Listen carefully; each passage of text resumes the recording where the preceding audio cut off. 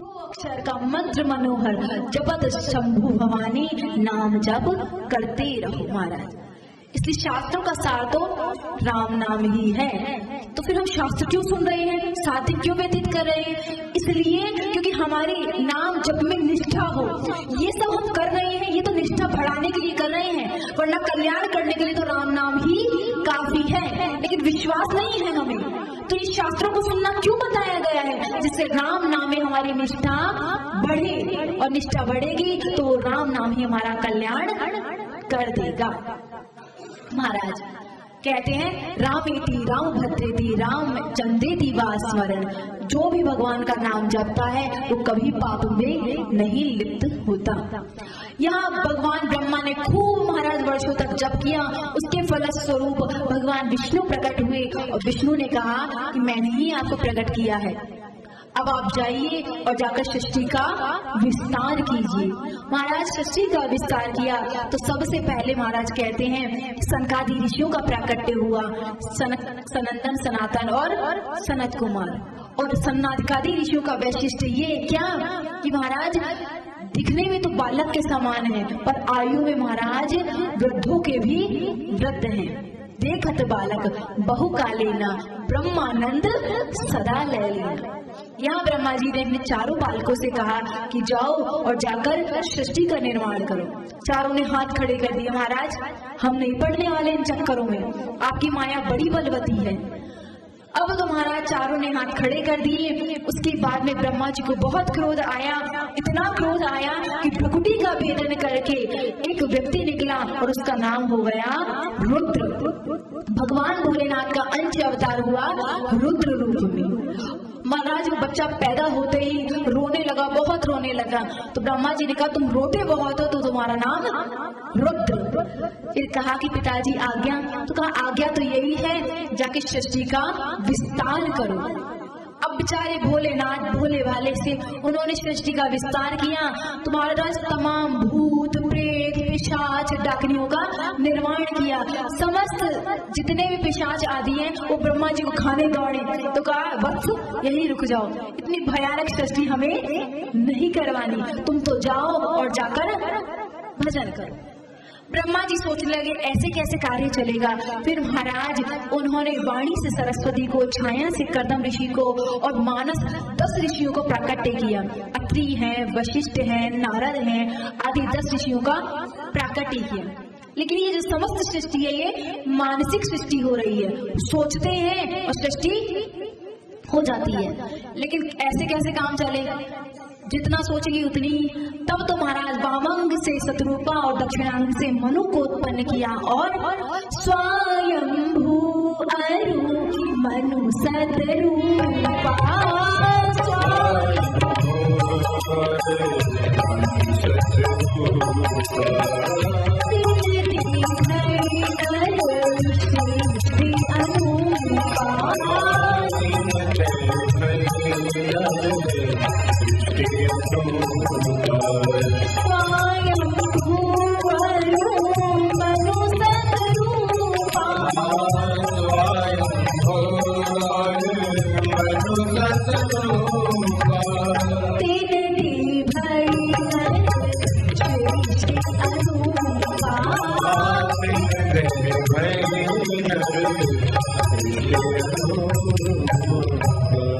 मनु शत्रुपा का प्राकट्य किया, आदेश दिया कि जाके सृष्टि का विस्तार करो।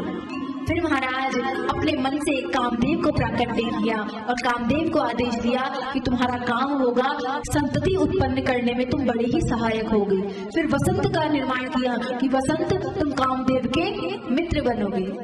कामदेव से कहा गया कि तुमको हम 5 बाण देते हैं। बताया था आपको पहले, हर्षण महाराज, उच्चाटन, सम्मोहन, उद्दीपन और मारण। 5 बाण दिए, ये जिस पर भी चलाओगे वो महाराज उसका पता नहीं निश्चित है, वो कामी होकर इधर उधर भटकने लगेगा। यहाँ कामदेव ने सोचा कि क्यों ना फर्स्ट ट्रायल पिताजी पर ही कर लिया जाए। तो महाराज कामदेव ने तक तक के बाण चलाए ब्रह्मा जी को, और ब्रह्मा जी ने अपनी संध्या नाम की जो पुत्री थी संध्या को देकर इतने महाराज कामी हो गए कि उसी के पीछे दौड़ने लगे। संध्या को महाराज पीछे प्रेमा से कामी होकर उसके पीछे भटकने लगे। वही देवाधिदेव महादेव प्रकट हो गए।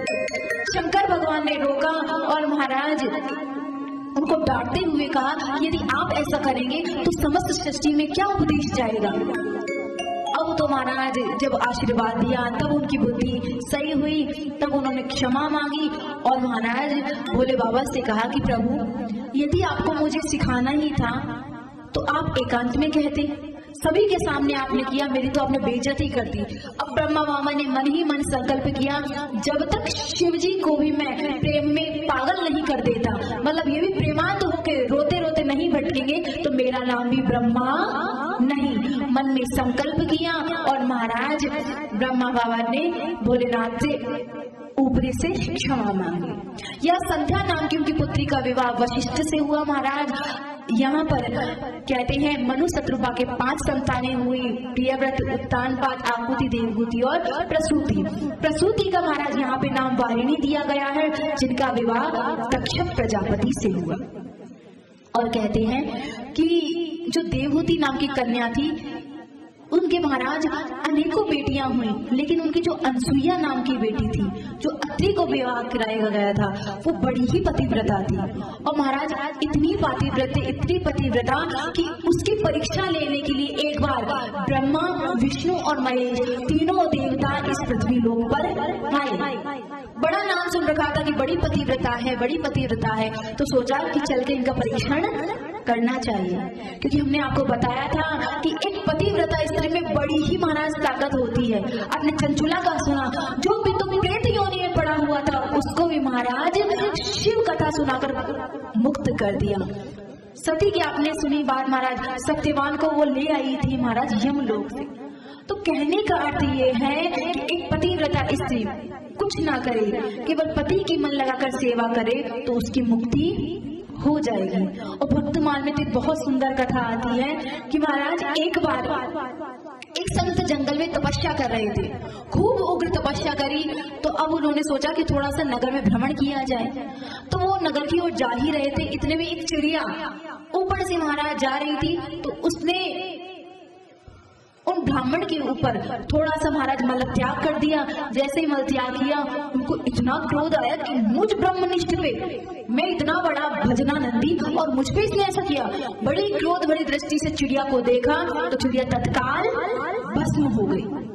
अब महाराज भस्म हो गई तो उन्हें और अभिमान हो गया, वाह हमारी तपस्या तो काम कर रही है।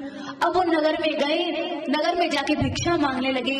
तो एक गृहस्थी के घर गए तो वहां पर एक स्त्री अपने पति की चरण दबा रही थी। यहाँ उस ब्राह्मण ने कहा कि भिक्षाम देवी भिक्षाम देवी। देवी ने कहा कुछ समय इंतजार करो, पति के चरण दबा रही हूँ, ये सो जाए, उसके बाद मैं आपको भिक्षा देती हूँ। अब तो कहा उस संत ब्राह्मण ने कि देवी तुम मुझे जानती नहीं हो। तो यहाँ वो पतिव्रता स्त्री ने कहा हाँ मैं सब जानती हूँ, मैं वो चिड़िया नहीं हूँ जो देखने से भस्म हो जाऊंगी। महाराज ब्राह्मण के आश्चर्य का ठिकाना नहीं रहा कि मैंने चिड़िया तो जंगल में भस्म की थी। तो कहा देवी तुम कौन सी साधना करती हो जो तुम्हें यहाँ बैठे बैठे जंगल का दिखाई दे गया। तो कहा मैं कोई तपस्या नहीं करती, मैं तो अपने पतिदेव की पूरे मन लगा के महाराज सेवा करती हूँ, मैं भगवान का नाम जानती नहीं। इन्हीं के चरणों का ये प्रभाव है कि मुझे समस्त सिद्धियां यहीं पर प्राप्त हो गई है।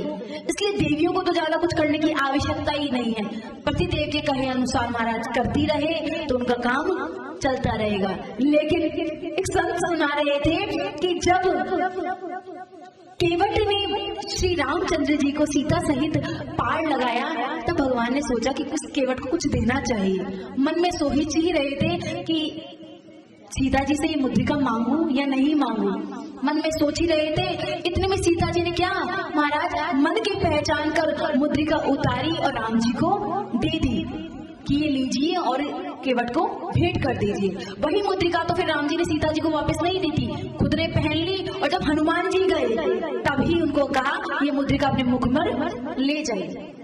तो महाराज केवट को जब देने के लिए मुद्रिका मन में सोची ही थी, इतने में सीता जी ने दे दिया। लेकिन क्या आजकल की होती तो दे देती? आप ही बताइए, आपकी मुस्कान ही बता रही है कि महाराज मैं तो नहीं देती और किसी का पता नहीं। तो महाराज आज होती तो कह देती हाँ ये और ले लो, निकालती नहीं, केवल एक्टिंग ही करती, हाँ ये और ले लो, आग लगा दो इसमें भी। किसने कहा था जंगल में आने के लिए? बंटवारा करवा लेते।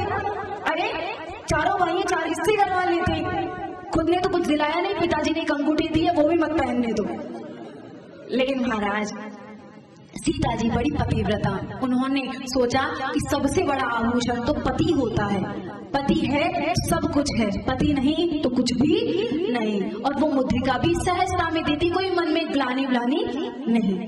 और वही प्रेम का सम्मान करते हुए ठाकुर जी ने वही मुद्रिका को स्वयं पहन लिया। तो महाराज हंसने की बात नहीं है, यदि वास्तविकता में कोई इसी पातिव्रत्य का अक्षरशः पालन करे तो वो बड़े बड़े संतों को भी झुकाने का सामर्थ्य रखती है, लेकिन पालन करे तब। तो यहाँ अनसुईया के महाराज तीनों देवता आए ब्राह्मण का वेश धारण करके और परीक्षा लेना चाहा उनके पातिव्रत्य का। तो कहा देवी भिक्षाम देही, भिक्षाम देही। देवी आटा लेकर आई तो कहा देवी ये भिक्षा नहीं चाहिए, हमें मनमांगी भिक्षा चाहिए। तो कहा महाराज मांग लीजिए, आपको क्या चाहिए? तो कहा हमें तो आप निर्वस्त्र होकर जो भिक्षा देंगे हमें वही स्वीकार होगी। अब कोई पतिव्रता स्त्री किसी पर पुरुष के सामने क्या निर्वस्त्र हो जाएगी? नहीं होगी। अगर भिक्षा देती है तो भी पातिव्रत्य भंग होता है, नहीं देती तो एक गृहस्थी का ये धर्म है महाराज कि उसके दरवाजे पे कोई आ गया तो वो बिना कुछ लिए लौटना नहीं चाहिए। जिस घर से कोई लौट जाता है बिना लिए वो घर तो महाराज पापों का घर है। अब यहाँ खूब महाराज उन्होंने कहा कि हमको तो निर्वस्त्र होकर ही भिक्षा चाहिए। तो महाराज माता अनसुईया ने अपने तपोबल के प्रभाव से तीनों देवताओं को 6-6 महीने के बालक बना दिया। और महाराज जब माता दुग्ध पिलाती है तो वस्त्र हटाकर ही तो पिलाती है। तीनों को दुग्ध पिलाया और महाराज तीनों देवता प्रसन्न हो गए, वरदान मांगे। तो महाराज यहाँ पर अनसुईया ने कहा मुझे कुछ नहीं चाहिए, बस हमारे कोई संतान नहीं है, आप आए तो भरा भरा घर लग रहा था तो आप ही पुत्र रूप में रह जाइए। अब तो तीनों देवता वहीं पुत्र में रह गए। अब तो माता कभी झूला झुलाती, कभी गोद में लेती, बहुत अर्चित।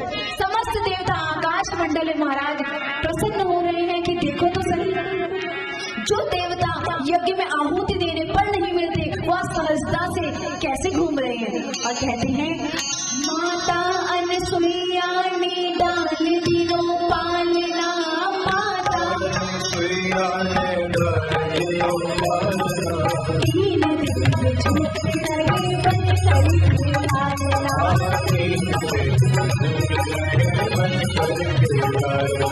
माता अनसुईया ने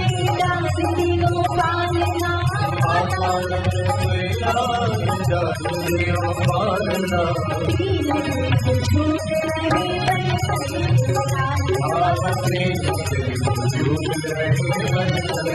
पालना।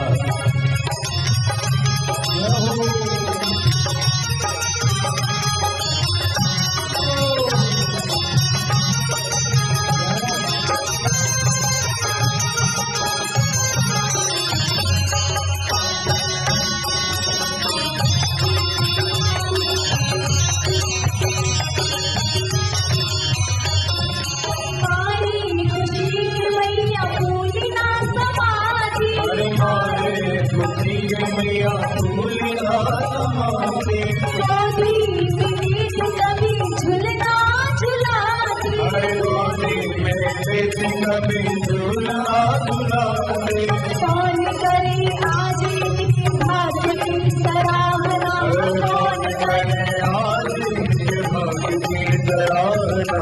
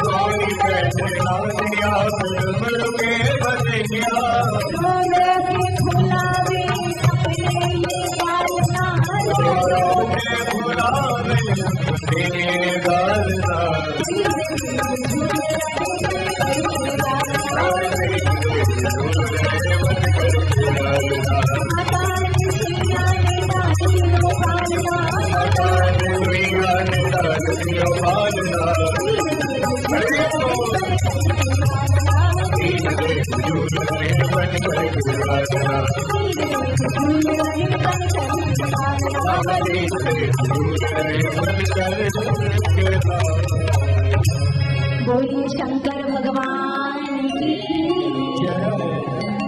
तो महाराज, एक पतिव्रत स्त्री में बड़ा ही तेज होता है, ओज होता है। यहाँ दक्ष के वंश का वर्णन किया गया कि दक्ष ने सबसे पहले महाराज 10,000 पुत्रों को जन्म दिया। 10,000 पुत्र विद्या अध्ययन के लिए गए और जैसे ही विद्या अध्ययन करके वापस लौट ही रहे थे घर को, मार्ग में मिल गए नारद जी।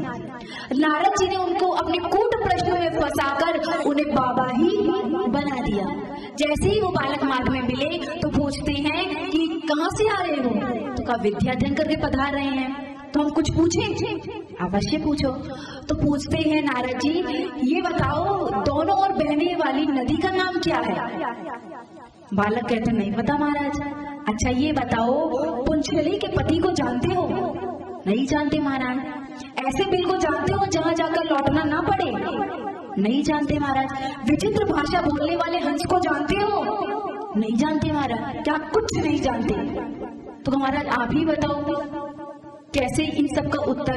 तो ऐसे थोड़ी बताएंगे, पहले चेला बनो। और हमारे चेला बनने की एक शर्त है कि तुम विवाह नहीं करोगे।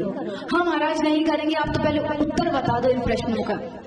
तो महाराज नारद जी ने कहा दोनों और बहने वाली नदी का नाम है माया, जो पालन भी कर रही है और संहार भी कर रही है। जिस बिल में जाकर लौटना नहीं पड़ता उस बिल का नाम है बैकुंठ। यद गत्वा ना निवर्तते तद धाम परमम मम, जहाँ जाकर इस जीव को वापस लौटना नहीं पड़ता। विचित्र भाषा बोलने वाले हंस का नाम है ये शास्त्र। ये बोलते कुछ है और अर्थ इनका कुछ और ही निकलता है। इसलिए महाराज इनको जब भी पढ़े तो किसी संत सद्गुरुदेव की आज्ञा से ही पढ़े, उनके सम्मुख बैठकर ही पढ़े, नहीं तो बोलते कुछ है अर्थ कुछ और ही निकलता है। और महाराज क्यों? क्योंकि इसका नाम क्या है? इसका नाम है पुस्तक। ये थोड़ा सा पुश कर सकती है पर आपको पूरा समझाने का सामर्थ्य तो गुरुदेव में ही है। और महाराज फिर कहते हैं पुंशली नाम है माया और माया के पति है माधव। पुंशली के पति का नाम है माधव। अब तो इस प्रकार उत्तर दिया और 10,000 बालकों को वैरागी बना दिया। दक्ष को जब पता चला बहुत क्रोध आया, क्रोध पीकर रह गया, माफ कर दिया।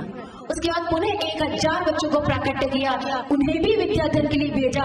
पुनः बच्चे लौट कर आए, नारद जी ने उन्हें भी कूट प्रश्नों में फंसाकर महाराज बाबा वैरागी बना दिया। अब तो दक्ष को इतना क्रोध आया और महाराज श्राप ही दे डाला कि खुद तो भिखमंगा है, खुद तो वैरागी है और मेरे बच्चों को भिक्षु मानव प्रदर्शित भिखारियों का रास्ता दिखाने वाला भिखारी पथ में भेज दिया। मैं श्राप देता हूँ नारद, तुम्हारा पैर एक जगह कभी टिकेगा ही नहीं, घूमते ही रहोगे। नारद जी ने महाराज कहा, जोई राम सोई राम, बहता पानी रमता जोगी, डोलता हुआ ही अच्छा लगता है। देखिए नारद जी इतने बड़े संत हैं, चाहते तो बदले में 2-4 श्राप खुद दे देते, पर उन्होंने नहीं दिया। अब महाराज कोई हट्टा कट्टा आदमी है, आप 1.5 हड्डी के, उसे 2 थप्पड़ आप में जड़ दिए और आप तिल मिलाते हुए कहो जा जा माफ किया तुझे। अरे माफ क्या किया, तुम्हें हिम्मत ही नहीं है उससे लड़ने की, तुम भी उससे डबल हट्टे कट्टे हो और तब उसने चाटा मार दिया, तब भी तुमने छोड़ा, तब है तुम्हारी विशेषता।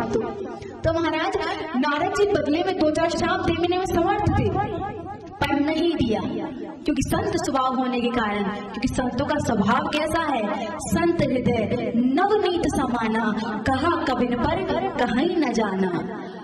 महाराज संतों का हृदय तो मक्खन के समान होता है। क्योंकि समय कम है तो अब विस्तार ना करके संक्षेप में ही प्रवेश करें। तो यहाँ पुनः दक्ष ने 60 कन्याओं को प्रकट किया और महाराज 60 में से जो परम प्रिय कन्या हुई उसका नाम हुआ सती।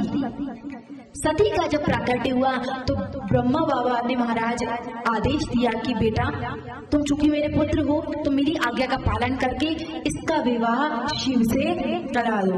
क्योंकि जो दक्ष था वो बड़ा ही विष्णु भक्त था, वो चाहता था कि मेरी सती का विवाह विष्णु से हो, पर चूंकि पिता की आज्ञा है तो उन्होंने शिव से सती का विवाह कर दिया। लेकिन शिव जी ने विवाह करने पर एक शर्त रखी, और शर्त ये रखी कि सुनो देवी, जिस दिन तुमने मेरी आज्ञा का उल्लंघन किया उस दिन हम तुम्हें मन से छोड़ देंगे। तो यहाँ सती ने स्वीकार किया और भोलेनाथ के साथ विवाह संपन्न हुआ। दोनों महाराज पर्वत पर विचरण करने लगे, दोनों में बहुत सत्संग हुआ। भोलेनाथ ने नवदा भक्ति का उपदेश भी दिया सती महारानी को, और सती महारानी को उपदेश देने के बाद एक बार की बात है, एक बार त्रेता युग माही,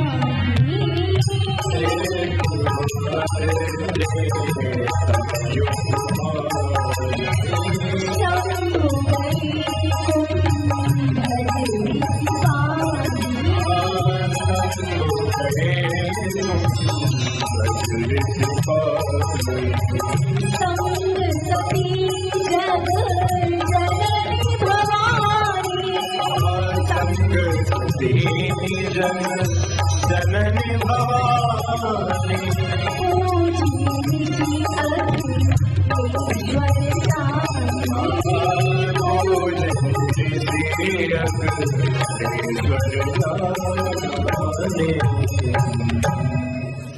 एक बार की बात है, महाराज तुलसीदास जी ने मानो इस श्लोक को ऐसा का ऐसा उठाकर रख दिया हो। एक बार त्रेता युग माई, शंभु गए कुंभज ऋषि पाही। कुंभज नाम है अगस्त मुनि का। अगस्त मुनि के यहाँ सती के साथ गए सत्संग करने के लिए। जैसे ही भोले बाबा को आते देखा, महाराज कुंभज ऋषि उठ के खड़े हुए, भोले बाबा को प्रणाम किया, उनके चरणों को धोया। अब तो महाराज सती पड़ गई चक्करों में। सती ने सोचा श्रोता का काम है वक्ता की पूजा करना, वक्ता का काम थोड़ी है श्रोता की पूजा करना। इनको तो ये भी नहीं पता कि नियम क्या है, ये क्या कथा सुनाएंगे। अब महाराज कोई भी औषधि, कोई भी मंत्र तब तक काम नहीं करता जब तक आपको विश्वास नहीं होगा। अब इनको यही अविश्वास पैदा हो गया, ये क्या कथा सुनाएगा। इसको तो नियम भी नहीं पता कि क्या कथा सुनाने के नियम है, कि वक्ता बैठा रहता है और श्रोता उसका पूजन करता है। और महाराज कहती हैं सती कौन है, सती है दक्ष की बेटी, और दक्ष का अर्थ होता है चतुर। तो जो चतुर होता है ना, वो जल्दी से किसी की बातों पर विश्वास नहीं करता, वो विश्वास करता है तो केवल अपनी बुद्धि पर। ऐसा क्यों वैसा क्यों, जो ज्यादा क्यों करे समझ जाओ ये अपने आप को बड़ा ही दक्ष मानता है। तो सती ने भी सोचा मैं दक्ष की बेटी हूँ, ऐसे थोड़ी स्वीकार कर लूंगी। महाराज यही सोचती रही ये क्या कथा सुनाएगा, और पूरी कथा समाप्त भी हो गई। कथा समाप्त हुई तो महाराज कथा समाप्ति पर भोले बाबा से कहते हैं अगस्त मुनि, जिनकी आपको हमने कथा सुनाई है ना, वो रामचंद्र जी अभी यहाँ पर वन अपनी पत्नी का खोज करते हुए जा रहे हैं। यदि आपको दर्शन करना है तो आप दर्शन कर सकते हैं। तब तो महाराज भोले बाबा और सती महारानी चलने लगी। अब अविश्वास हुआ उत्पन्न और भोलेनाथ ने कहा था, जब भी तुम्हें हमारी बातों पर अविश्वास होगा तो अब तुम हमसे दूर चली जाओगी।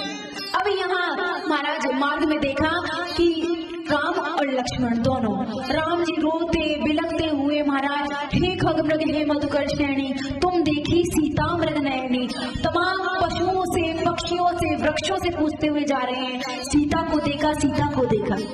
भोले बाबा ने सोचा कि अभी भगवान का नाटक चल रहा है तो पास में नहीं गए। कुछ समय जान चिन्ना चिनारी की ने, कुछ समय को जानकर पहचान नहीं की, दूर से ही प्रणाम किया और कहा कितना अच्छा लीला कर रहे हैं। लेकिन महाराज सती पड़ गई चक्करों में। अरे भगवान के लिए तो कहा जाता है जो सच्चिदानंद है, और ये तो कहीं से ना तो सत दिख रहा है ना चित ना आनंद। इसको तो इतना भी ज्ञान नहीं है कि वृक्ष क्या उत्तर देंगे, वृक्षों से पूछ रहा है। और महाराज अपनी पत्नी के चले जाने पर इतना प्रेम में पागल सा हो गया है, ये भगवान नहीं हो सकता। अरे ये तो भोलेनाथ है, ये तो किसी को भगवान मान लेते हैं, पर मैं थोड़ी मान लूंगी, मैं तो दक्ष की बेटी हूँ, मैं तो परीक्षा लूंगी। भोलेनाथ ने कहा प्रणाम करो देवी, तो कहा कि प्रभु इनमें भगवत्ता के लक्षण तो कहीं से ही नहीं दिखाई दे रहे। तो कहा कि हम कह रहे हैं इसलिए प्रणाम कर लो। तो कहा प्रभु मैं परीक्षा लेना चाहती हूँ। भोलेनाथ ने कहा तो जाओ और परीक्षा ले लो। तब तो महाराज देव देव परब्रह्म सर्वेश परमेश्वरा सेवन्ति त्वं सदा सर्वे हरि ब्रह्मा दयासुरा श्रो देवी सती प्रीत्या यथार्थ वच्मि नच्छलं वरदान प्रभावतु प्रणामं चैव मादरात्। देवी मेरी बात सत्य है, इन पे विश्वास कर सकती हूँ, इनमें तनिक भी छल नहीं है। पर कहा प्रभु मुझे विश्वास नहीं है। तो कहा नहीं है विश्वास तो कि न जाओ परीक्षा ले, तो जाके परीक्षा ले लो। तो कहा प्रभु आप कह रहे हैं परीक्षा लेने के लिए, तो मैं परीक्षा लेने के लिए नहीं कह रहा, मैं ये कह रहा हूँ यदि मेरे वचनों पर विश्वास नहीं है तो परीक्षा ले लो। तो कहा प्रभु मैं तो परीक्षा लेने जाऊंगी। अब तो यहाँ महाराज सती सुंदर सा सीता का वेश धारण करके गई, और जैसे ही महाराज राम जी के सामने गई तो आप सभी जानते हैं राम जी तो महाराज रंगमंच में क्रीड़ा कर रहे थे भक्तों को आनंद देने के लिए। जैसे ही सती को देखा चरणों में प्रणाम किया, और राम जी कहते हैं प्रेमस्तम सती ब्रूहि शंभुस्ते नमो गता एकाकी विपुने कस्मात् आगता पतिना विना। अरे देवी एकाकी विप्रे अकेली जंगलों में क्या भटक रही हो, पता नहीं है सीता जी अकेली थी, रावण हरण करके ले गया, तुम भी भटकोगी कोई तुम्हें भी ले जाएगा। अरे आप दोनों तो अर्धनारीश्वर कहलाते हो, आज आप अकेली कैसे? भोलेनाथ कहाँ है, उन्हें कहाँ छोड़ा ही देवी। भगवान के आंसू गायब, जो अभी रोते बिलखते कर रहे थे आंसू मानो सूख गए हो, और हंसते हुए सत्संग करते हुए महाराज कहते हैं त्यक्त्वा स्वरूपम कस्माति धृतं रूप इदं सती ब्रूहि तत्कारणं देवी कृपां कृत्वा ममोपरि। अरे सीता का रूप धारण क्यों कर रखा है देवी, इस रूप का परित्याग करो और अपने असली रूप में आ जाओ। अब तो महाराज सती महारानी इतनी पानी पानी हो गई, इतनी पानी पानी हो गई कि सही कह रहे थे भोलेनाथ ये तो साक्षात पारब्रह्म परमेश्वर है।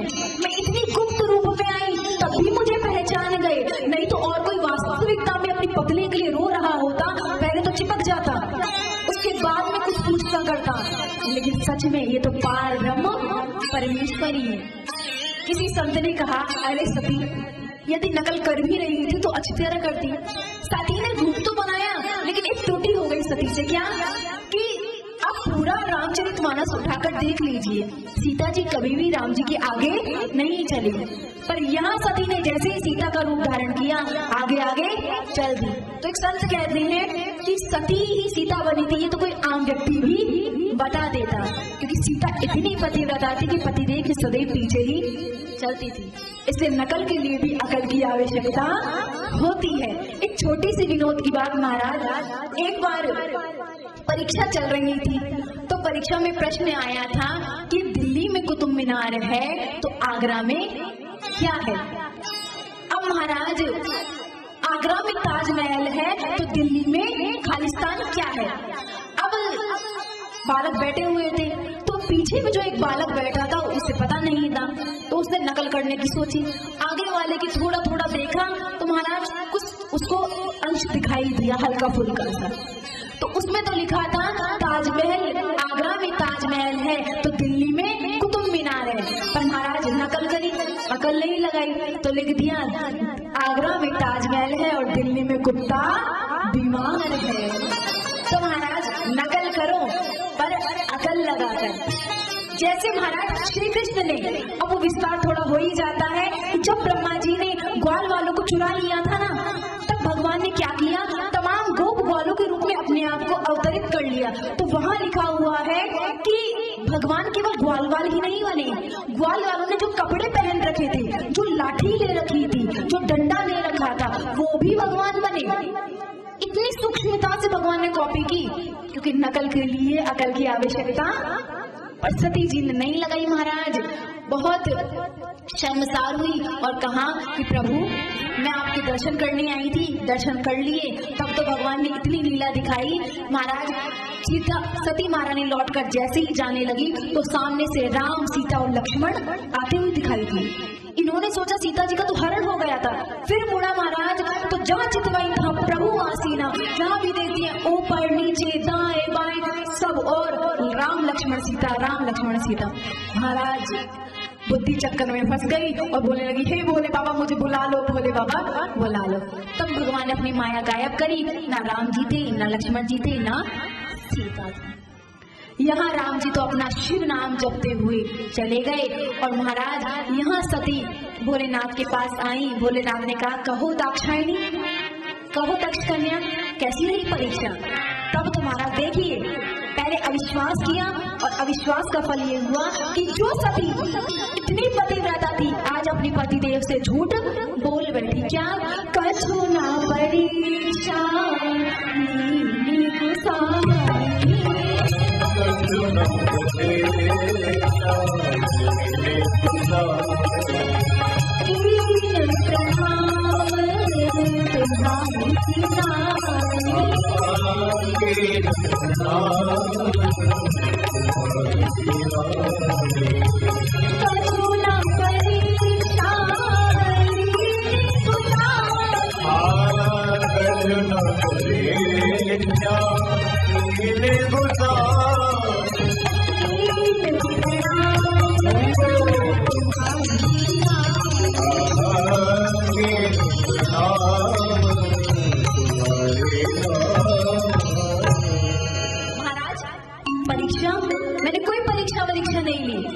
जैसे आपने दूर से प्रणाम किया, मैं पास से प्रणाम करके आ गई। अब तो महाराज तब शंकर का ध्यान लगावा, शंकर जी ने ध्यान लगाया और जो सती ने चरित्र किया वो समस्त ध्यान के अंदर आ गया। और तब शिव जी ने प्रतिज्ञा की यही तन सती भेंट मोए नाही, इस शरीर से अब मैं सती के साथ नहीं रहूंगा। क्योंकि महाराज माता सीता का इसने वेश धारण किया है और सीता मेरी माता है। माता से अलग व्यवहार होता है, पत्नी से अलग व्यवहार होता है। अब चूंकि ये माता बन चुकी हैं तो अब मैं इनसे वैसा नहीं करूंगा, इससे अब भेंट मेरी नहीं होगी। तब आकाशवाणी हुई धन्य हो धन्य हो धन्य हो, राम जी का शिव जी से बड़ा भक्त और कौन हो सकता है जिसने इतनी कठिन प्रतिज्ञा ले ली। आप धन्य हैं, धन्य हैं। आकाशवाणी को जैसे ही सुना तब सती ने पूछा प्रभु आपने क्या प्रतिज्ञा ली। प्रभु ने कहा कुछ नहीं, तुम्हें एक इतिहास की कथा सुनाता हूँ। तब तो इतिहास की कथा सुनाकर पार्वती जी ने, सती जी ने जो पूछा उसको गोल मटोल बात को कर दी और आके कैलाश पर बैठ गए और महाराज अपने समाधि में चले गए। अब तो महाराज यहाँ पर भोलेनाथ 87,000 वर्ष की समाधि चली गई और बेचारी सती सेवा करती रही। यहाँ पर तो ये हुआ, अब वहां की आप कहानी सुनिए। यहाँ महाराज दक्ष चूंकि सुयोग्य हो गया था, जब बेटा सुयोग्य हो जाता है तो पिता अपनी संपत्ति पुत्र को दे देता है, अथवा अपना जो भी दुकान मकान है समस्त कार्यों से सौंप देता है। तो यहाँ आज दक्ष को प्रजापति बना दिया गया, और महाराज दक्ष को जैसे ही प्रजापति बनाया तो कुछ समय बाद देवताओं में सम्मान समारोह होता है। तो सम्मान समारोह रखा गया और सभी देवता वहां उसमें सम्मान समारोह में पधारे, और महाराज समस्त देवता वहां विराजमान थे। जैसे ही दक्ष का प्रवेश हुआ तो कहते हैं प्रजापति बन चुके हैं। और प्रजापति महाराज जिसको छोटी से छोटी पदवी मिल जाए उसके घमंड का पारावार नहीं रहता, यहाँ तो प्रजापति बने हैं। तो तुलसीदास जी कहते हैं नहीं को जन्मा अस जग माही,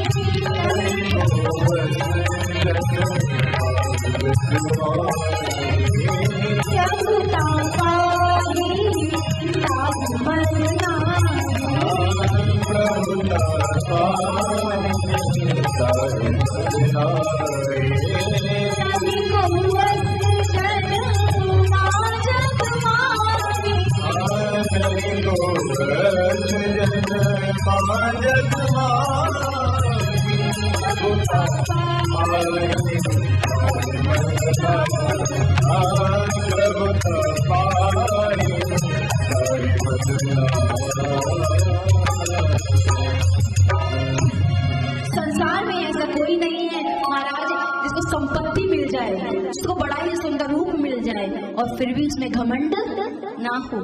तो क्या वास्तविकता में ऐसा कोई नहीं है?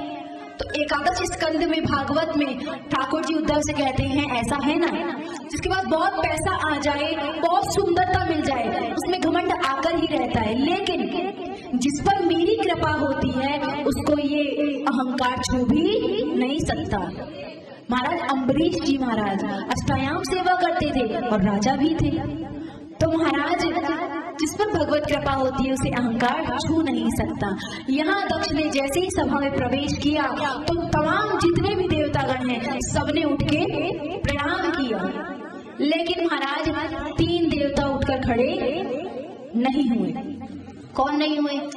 अब महाराज दक्ष चारों ओर देख रहा है सभा में कि कौन खड़ा नहीं हुआ है।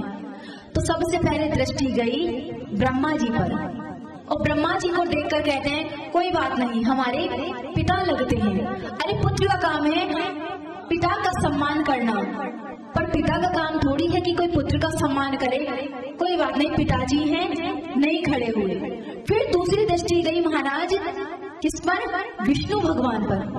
फिर कहा अरे ये तो परदादा लगते हैं, हमारा दादाजी है ये तो हमारे, क्योंकि विष्णु से ब्रह्मा हुए हैं, ये तो दादाजी हैं। कोई बात नहीं, खड़े नहीं हुए। लेकिन तीसरी दृष्टि जब शंकर पे गई महाराज, ये क्यों खड़ा नहीं हुआ? ये तो हमारा दामाद लगता है। अरे दामाद तो पुत्र के समान होता है, ये खड़ा होकर हमारा सम्मान क्यों नहीं किया? यद्यपि भगवान शिव ने समस्त देहधारियों में जानकी वल्लभ को जानकर बैठे बैठे ही प्रणाम कर दिया था, लेकिन जो देहधारी होता है ना वो देह को बड़ा महत्व देता है। आप ऊपर से सम्मान दिखाओ, अंदर से भले ही गाली दो, लेकिन भोले बाबा ने अंदर से सम्मान किया और बैठे रहे कि सम्मान हृदय से होता है ना कि शरीर से। अब तो बहुत क्रोध आया कि ये खड़ा क्यों नहीं हुआ। तब तो महाराज तमाम गालियां सुनाने लगा, और जैसे ही प्रजापति की गद्दी पर बैठा और भाषण देना चालू हो गया, और कहता है सभी सभासद सावधान होकर सुने, सम्मानीय व्यक्तियों में सम्मानीय व्यक्तियों को ही आना चाहिए। एक भी असम्मानीय लोग आ जाता है तो पूरी सभा का महाराज मर्यादा को भंग कर देता है। सभी देवता इधर उधर देखने लगे, यहाँ असम्मान्य कौन है? तो सब इधर उधर देख रहे थे। दक्ष कहता है इधर उधर क्या देख रहे हो? ये शंकर तुम्हें दिखाई नहीं देता? राम राम राम राम प्रेते वाशेषु घोरेषु, भूत प्रेतों में जाने वाला, भस्म आदि का लेपन करने वाला और नंग तड़ंग घूमने वाला, न खाने का तरीका है, न पहनने ओढ़ने का तरीका है, न रहने का तरीका है, शमशान में रहता है। राम राम। अब पीछे से किसी ने वाला चुपके से कह दिया इतनी बुराई दिखाई दे रही है तो अपनी बेटी क्यों ब्याह दी? तब तो कहता है मैं और अपनी बेटी, अरे छोड़ो, कहाँ मेरी मृगलोचना कन्या सती और कहाँ ये बंदर की आंख वाला शंकर।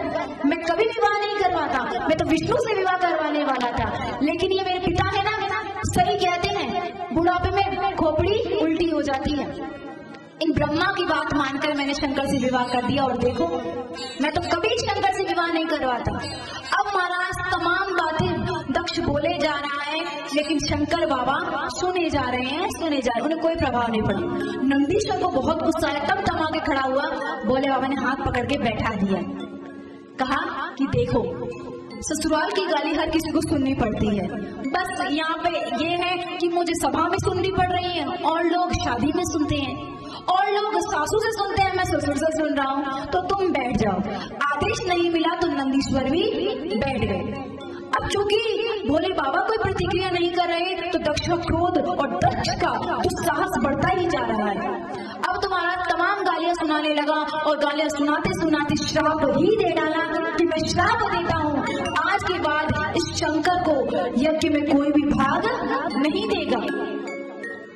अब महाराज जैसे ही श्राप दिया, तब तो नंदीश्वर से रहा नहीं गया, और नंदीश्वर कहता है, रे रे शत महामूढ़ दक्ष तुष्टिमति त्वया यज्ञ हि मे स्वामी महेशो हि कृतकथम।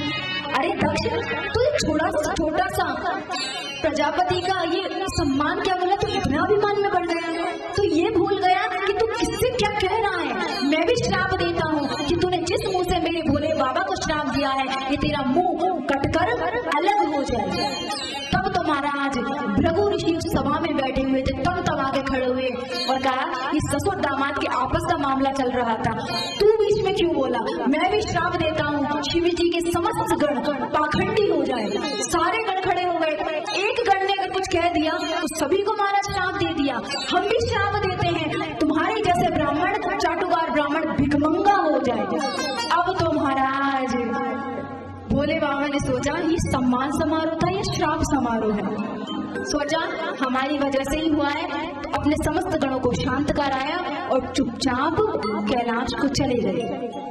महाराज वो तो चले गए, पर दक्ष का क्रोध शांत नहीं हुआ। यहाँ भोले बाबा गए और जाके पुनः शांति से अपने राम नाम जपने लगे। महाराज गृहस्थियों को कैसे रहना चाहिए भोले बाबा सिखा रहे हैं शिव पुराण में। आजकल का कोई होता, यदि ससुराल में अपमान हो गया तो सबसे पहले तो देवी जी पे बरस पड़ता, पता है तेरे बाप ने मुझसे क्या कह दिया। पिता भी नहीं महाराज, सीधा बाप पे आ जाते और फिर तुम्हारा शर्त रख देते, तुझे चुनना होगा, या तो अपने पिता को चुनना होगा या पति को चुनना होगा। महाराज इतनी विकट स्थिति पत्नी के सामने खड़ी हो जाती, पर भोले बाबा ने कुछ नहीं कहा। गलती है तो दक्ष की है, इसमें सती का क्या दोष। सती को तो कुछ पता भी नहीं है, ना कुछ बताया। शांत रहे अपने और अपने भगवान नाम का जाप करने लगे। अब चूंकि महाराज शंकर भगवान को नहीं बुलाएंगे तो यज्ञ बिना भोले बाबा के कैसे संपन्न होगा। तो समस्त देवताओं ने यज्ञ करना ही बंद कर दिया, और यज्ञ करना बंद हुआ तो महाराज कहते हैं, यज्ञाद भवति पर्जन्यो पर्जन्याद अन्न संभवा अन्नाद भवति भूतानि यज्ञ कर्म समुद्भव। यज्ञ करने से वर्षा होती है, वर्षा से अन्न होता है, अन्न से समस्त प्राणियों का पालन होता है। यज्ञ बंद महाराज, वर्षा बंद, वर्षा बंद, अन्न होना बंद, समस्त सृष्टि की जो प्रक्रिया है वो हिल गई। सभी महाराज प्रजापति के पास आए तो प्रजापति ने सोचा कि अब यज्ञ करने का प्रारंभ हम ही करेंगे। तब तो हरिद्वार में कंखल में जाकर यज्ञ का महाराज शुभारंभ किया, और कहते हैं छोटे से छोटे देवताओं को निमंत्रण कार्ड पहुंचा, लेकिन महाराज देवाधिदेव महादेव को किसी ने भी नहीं बुलाया। आज यज्ञ का जब दिन आया तो देखना, जब दो प्रेमियों में खटपट हो जाती है ना, तीसरे लोग बड़ा आनंद लेते हैं। अब तो यहाँ समस्त देवता महाराज, कोई ट्रेन थोड़ी थी कि एक ही ट्रैक से जाएगी, वायुयान से आ रही थी, कहीं और से चले आते हैं, लेकिन सभी देवता आज कैलाश के ऊपर से जा रहे हैं। आज सती सोच रही है कि सुबह से लेकर शाम होने को आई, आज विमानों का आवागमन बंद ही नहीं हो रहा। एक देवांगना को रोककर पूछा कि देवी कहाँ जा रही हो। तो देवांग ने कहा, देवी तू भी यहीं बैठी है, तेरे पिता के यहाँ कितना विशाल यज्ञ हो रहा है, अच्छा तुझे बुलाया नहीं होगा। अब सती ने सोचा मेरे पिता तो मुझसे बड़ा प्रेम करते हैं, फिर कैसे नहीं बुलाया होगा। तब तो महाराज कहा बुलाया है ना, मैं तो तुमसे पूछ रही हूँ तुम कहाँ जा रही हो, मैं तो आऊंगी ही, और थोड़ा सा वो समाधि से उठ जाए फिर आएंगे हम दोनों। अब यहाँ सती सोचने लगी कि पिता ने बुलाया तो होगा पर कार्ड नहीं आया। फिर सोचो कोई बात नहीं, माता पिता गुरु के यहाँ तो बिना बुलाए ही चले जाना चाहिए। अब तो भोले बाबा के पास आई और कहती हैं प्रजापतिस्ते स्वसुरस्य सामर्थ्यम, हे भोलेनाथ आपके ससुर ने बहुत बड़ा यज्ञ किया है। देखिए जब देवी जी मायके की बात करती है ना तो बड़ा कहती है मेरा मायका, अरे तुम्हारे खानदान में तो होता भी नहीं होगा, मेरे मायके में ऐसा ऐसा होता, मेरा मेरा मेरा बड़ा करती है। लेकिन यहाँ आज सती कह रही है क्या, प्रजापतिस्ते स्वसुरस्य साम्प्रतम, हे साम्प्रतम आपके ससुर ने बड़ा ही विशाल यज्ञ रचा है, क्योंकि जानती हैं मुझसे पहले त्रुटि हो चुकी है। तब तो भोले बाबा ने कहा अच्छा देवी कोई चिट्ठी पत्री आई। सती ने कहा कि आई तो नहीं पर भेजी जरूर होगी। तुम इतने विश्वास से कैसे कह सकती हो देवी। तो कहा प्रभु कभी कभी क्या होता है डाक भी गड़बड़ा जाता है, अब भेजी होगी, या फिर बड़े बड़े आयोजनों में हम अपने निकट को बुलाना भूल जाते हैं। अच्छा देवी, तो कहा प्रभु जल्दी से तैयार हो जाइए हम चलते हैं। तब तो कहा देवी तुम भले ही ये कह लो लेकिन चिट्ठी पत्री नहीं भेजी होगी, मुझे पूरा विश्वास है। आप इतने विश्वास से कैसे कह सकते हैं। तब आज शिव जी को वो प्रसंग सुनाना पड़ा जो इतने दिनों से छुपा रहे थे कि एक बार मैं ब्रह्म सभा में खड़ा नहीं हुआ, तुम्हारे पिता ने इतना अपमान मान लिया कि मुझे श्राप ही दे दिए। सती ने कहा कोई बात नहीं, जो हुआ सो हुआ, अब आप भी नहीं जाओगे मैं भी नहीं जाऊंगी तो समस्त देवताओं में ये विवाद हो जाएगा। देखो देखो ससुर दामाद का झगड़ा अभी तक शांत नहीं हुआ, ना बेटी आई ना दामाद आया, तो प्रभु आप चाहते हैं हमारी बात समाज में हंसी होए। तो कहा नहीं देवी मैं चाहता तो नहीं हूँ, लेकिन देवी एक बात कहूँ, कोई बाण चलाता है बहुत कष्ट होता है और दर्द भी होता है, पर समय पाकर घाव भी मिट जाता है दर्द भी मिट जाता है, लेकिन जो वाणी के द्वारा बाण चलाया जाता है वो महाराज कभी नहीं मिटता। तुम्हारे पिता ने उस समय क्या क्या कहा था मैं जानता हूँ, जब भी याद आता है मेरे मर्म स्थान में बड़ी पीड़ा होती है। लेकिन देवी मैं तुम्हारे स्वभाव को भी जानता हूँ, मैं तो सह गया तुम नहीं सह पाओगी, इसलिए देवी किसी भी बात की कल्याण नहीं है, मेरी मानो तो उस यज्ञ में तुम मत जाओ। सती नहीं मानी, कहा मैं तो जाऊंगी, पिताजी को डांटूंगी कि तुमने ऐसा सब कुछ कहा, वो आएंगे आपसे क्षमा मांगेंगे और आपको ले जाएंगे। अब तो महाराज भगवान भोलेनाथ ने खूब समझाया पर देवी नहीं मानी और कहा, तुलसीदास जी कहते हैं आवत ही हर्षे नहीं नैनन नहीं सने, तुलसी तहाँ न जाइए चाहे कंचन बरसे मेरे। जहाँ आपको जाके तुम प्रसन्न ना हो, ऐसी जगह तो सोना भी बरस रहा हो ना, वहाँ भी नहीं जाना चाहिए। आपको देखकर उनको आग लग जाए, उनको देखकर आपको पीड़ा हो, ऐसी जगह से तो दूर से ही दंडवत करना चाहिए। लेकिन महाराज सती नहीं मानी, चल दी, और महाराज भोलेनाथ ने कहा हम तो आज्ञा नहीं देंगे, तुम्हारी मर्जी हो वो करो। अब पिता की याद आती है तो महाराज कनखल की ओर दौड़ती है, लेकिन पति की याद आती है तो कैलाश की ओर दौड़ती है। कहती भोले बाबा मैं जा रही हूँ, तो भोले बाबा कुछ नहीं बोले। जब दूर चली जाती है भोले बाबा देखते क्या सच में चली गई, आते हुए देखते फिर समाधि लगा लेती है, अब मैं पक्का जा रही हूँ इस बार। तो कहा चुपचाप महाराज, दूर जाते हैं तो भोलेनाथ देखते हैं सच में चली गई। तो महाराज बार बार पिता की याद आती है, जाती है, पुनः लौटती है और अंत में कहती है कि मैं तो अब जाऊंगी ही। जब देख लिया कि अब ये जा ही रही है तो अपने तमाम गण, भोलेनाथ ने कहा कि माता को ससम्मान लेकर जाओ और ससम्मान लेकर आना। यहाँ पर महाराज तमाम गणों के साथ में चल दी सती देवी, और सती देवी को महाराज जैसे ही गई तो किसी भी देवता ने उनको प्रणाम नहीं किया, क्योंकि शिव संबंध है, प्रणाम करेंगे ये दक्ष क्रोधित होगा। ये रूखा व्यवहार देखकर सती को बड़ा दुख हुआ। फिर सोचा मुझे क्या लेना देना, मायका यदि होता है तो माँ से होता है। तो महाराज यदि सती नहीं आई थी, ये दुख था तो केवल उनकी माता को ही, माता ही दुखी थी, ना बेटा ना दामाद आया ना बेटी आई। अरे छोटी छोटी बातों का विवाद बना दिया, बैठी हुई थी महाराज। और महाराज जैसे ही सती को देखा तो कहते हैं सादर भली मिली एक माता, भगनी मिली बहुत मुस्काता। माता जी बहुत प्रेम से मिली, बहनें भी मिली, पर बहनों ने कैसे मिली? अरे सती हमने सुना कि तुझे चिट्ठी पत्री नहीं आई, हमें तो बड़ा अफसोस हुआ। बहन कोई बात नहीं, अब घर में कोई बुलाते थोड़ी है, हमारे पति को 10 बार बुलाया था तब जाके आई हूँ। दूसरी कहती मुझे तो खुद लेने गए थे पिताजी तब आई हूँ, मैं ऐसे बिना बुलाए नहीं आती, पर तू बिना बुलाए आ गई, बहुत अच्छा किया, कोई बात नहीं। महाराज व्यंग के बाण भी छोड़ रही है और सहानुभूति भी दिखा रही है, पर यहाँ सती ने सोचा मेरी माँ है तो मायका है, माँ मायका होता भी किससे है? मायका से। तो जैसे महाराज नानी बाई के मायरे में आता है, गुड़ बिन फीको लागे सारो ही का सारे, और मायली बिना तो फीको पूरा परिवार, हरी काजल बिना तो काई आँखियाँ रोसेर, और मायली बिना तो काई बाप जी रोहे हरी।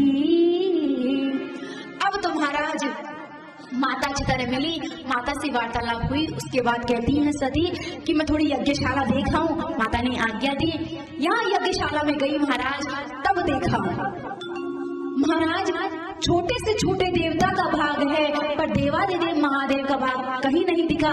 कदम नजदीक शंभु कर भागा, तब चित चढ़े जो शंकर कहा।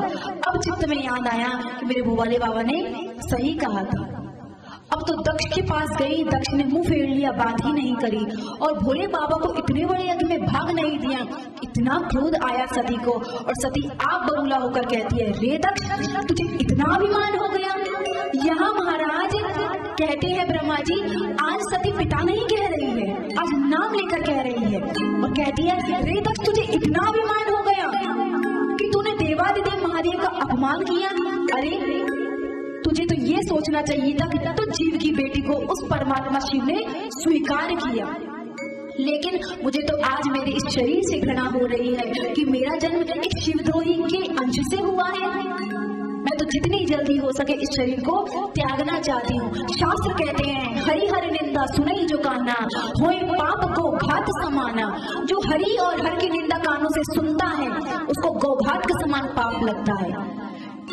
और महाराज जो ये पाप करता है उसको क्या करना चाहिए? जो हरि हर की निंदा करे या तो उसकी जीभ काट लेनी चाहिए या कान में उंगली डाल के वहां से चले जाना चाहिए। क्योंकि तू मेरा पिता है, तेरी जीभ में खींच नहीं सकती, और कान में उंगली डाल के कैलाश जाऊंगी तो वहां भोले बाबा कहेंगे, कहो दाक्षायणी कितना सम्मान हुआ। तो तुझ दक्ष की पुत्री मुझे जगह कहे, ये तो मेरे लिए अपमान की बात है। इस प्रकार महाराज तमाम बातें सुनाकर वही महाराज सती महारानी ने योग अग्नि में अपने तत्काल उस देह को भस्म कर दिया। और महाराज सती ने कहा, अनाहुतस्त्वया कश्चन शंभु परम शोभना, येन पूतमिदं विश्वं समग्रं सचराचरम्। इस प्रकार महाराज समस्त चराचर जगत के एकमात्र जो प्राणी है शिव का तूने यहाँ अपमान किया है। तो यहाँ महाराज अपने देह को भस्म किया। वहां नारद जी ने मारा तत्काल भोले बाबा के पास। अब जो मीडिया वाले होते हैं वो थोड़ी नमक मिर्ची ला के बात करते हैं, तो वहां नारद जी ने भोले बाबा से कहा, महाराज वहां दक्ष ने इतना क्रोध आया पार्वती पे कि उन्होंने धक्का दे दिया और यज्ञ कुंड में वो जल के भस्म हो गई। तो अपनी अपनी है मीडिया कितना नमक मिर्ची लगाती है। जब बहुत क्रोध आया भोले बाबा को, और भोले बाबा ने कहा, यदि दक्ष बच रहा था तो केवल इस नाते क्योंकि मेरी पत्नी का वो पिता था। सती समाप्त, संबंध समाप्त। तब तो महाराज वीरभद्र को प्रकट किया और कहा, दक्षम स यज्ञम जय, दक्ष को यज्ञ समेत समाप्त कर दो। वहां पे महाराज तमाम गण गए, भूत प्रेत गए, और क्या हुआ ये चर्चा हम कल के सत्र में करेंगे। और सुंदर पार्वती का जन्म, पार्वती जी की क्रीड़ा, पार्वती जी की तपस्या और पार्वती जी का विवाह भोले बाबा से हम कल के सत्र में कथा सुनेंगे। बोलिए शंकर भगवान की, शिव महापुराण की, सद्गुरुदेव की, हर हर काली कमली वाला मेरा याद है, तेरे मन का मोहन दिलदार। ओ काली कमली वाला मेरा याद है,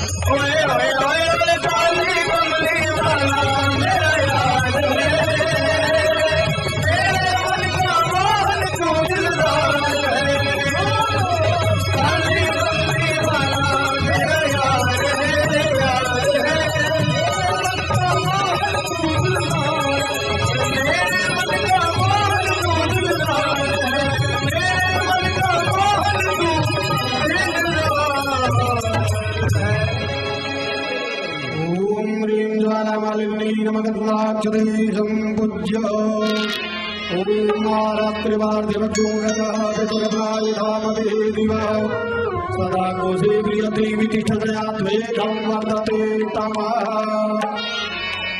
ओम जय शिव ओंकार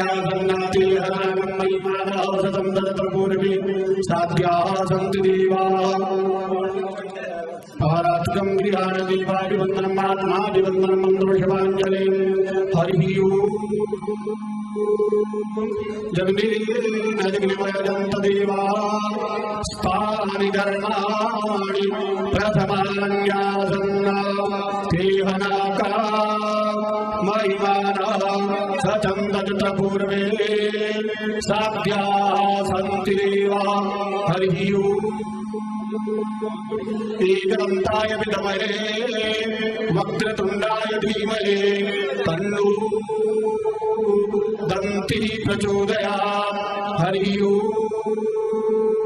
गिरिसुताय विद्महे शिवप्रियायै च धीमहि तन्नो गौरी प्रचोदयात्। हरि ओम्। तत्पुरुषाय विद्महे महादेवाय धीमहि तन्नो रुद्रः प्रचोदयात्। हरि ओम्। आञ्जनेयाय विद्महे वायुपुत्राय धीमहि तन्नो